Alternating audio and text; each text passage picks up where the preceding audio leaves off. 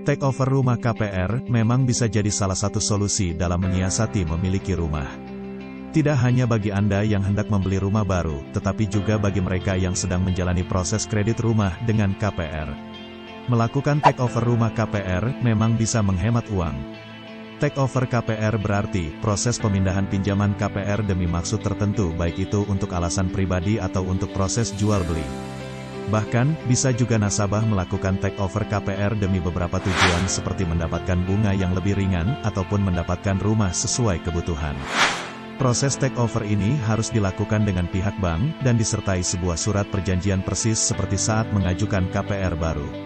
Setidaknya ada 3 jenis praktik KPR takeover yang biasa dilakukan, yaitu 1. Takeover antar bank.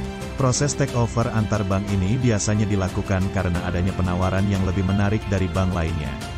Terjadi biasanya karena penawarannya bisa berupa suku bunga yang lebih rendah, tenor fixed rate yang lebih lama, atau penawaran lainnya. Sebelum Anda memutuskan untuk melakukan proses takeover antar bank, sebaiknya Anda memahami dulu segala kelebihan dan kekurangannya. Kedua, takeover jual beli. Praktik takeover yang kedua ini biasanya menjadi pilihan bagi mereka yang ingin membeli rumah lebih murah, namun dengan proses KPR. Namun bisa juga dikarenakan pihak penjual dalam kondisi darurat dan membutuhkan dana yang lumayan besar.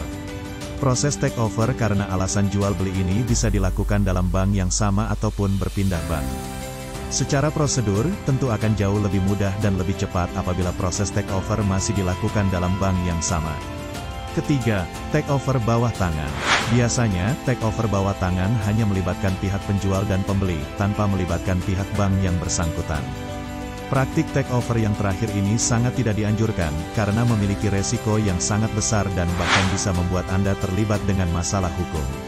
Resiko lainnya, Anda akan kesulitan untuk mengambil sertifikat rumah setelah cicilan lunas karena pihak bank hanya akan memberikan sertifikat kepada pihak yang namanya tertera dalam sertifikat. Selanjutnya, kita akan bahas keuntungan dan kerugian takeover KPR ya.